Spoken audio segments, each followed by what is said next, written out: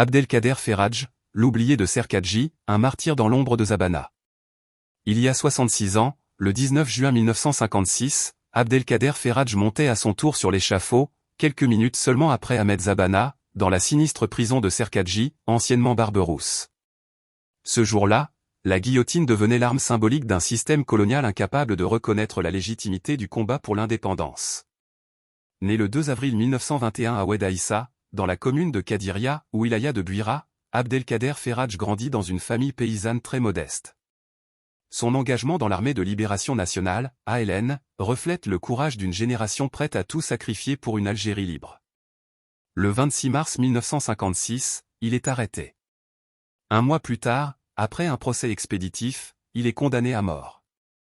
Les faits qui lui sont reprochés: avoir détourné des armes d'une caserne pour les transmettre au maquis via son beau-frère, et avoir participé à plusieurs attentats, dont l'attaque du 25 février 1956 contre un convoi de parachutistes français.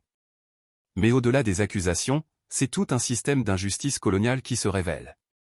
Les combattants de la liberté, tels que Ferraj, étaient jugés comme de simples criminels de droit commun. Plutôt que d'être fusillés comme des soldats, ils étaient guillotinés comme des délinquants. Ce choix, hautement symbolique, illustre le mépris absolu la Ogra dans laquelle étaient tenus les Moudjahidines. La loi d'avril 1955, instaurant l'état d'urgence, ouvre la voie aux exécutions capitales massives. Pour le pouvoir colonial, il ne s'agissait pas de faire face à une guerre, mais de réprimer une rébellion. La violence de l'État s'abattit donc avec méthode, et dans l'indifférence. Aujourd'hui, le nom d'Abdelkader Ferraj reste largement méconnu, éclipsé par la notoriété de son compagnon de martyr, Ahmed Zabana. Pourtant, sa mémoire mérite tout autant d'être ravivée.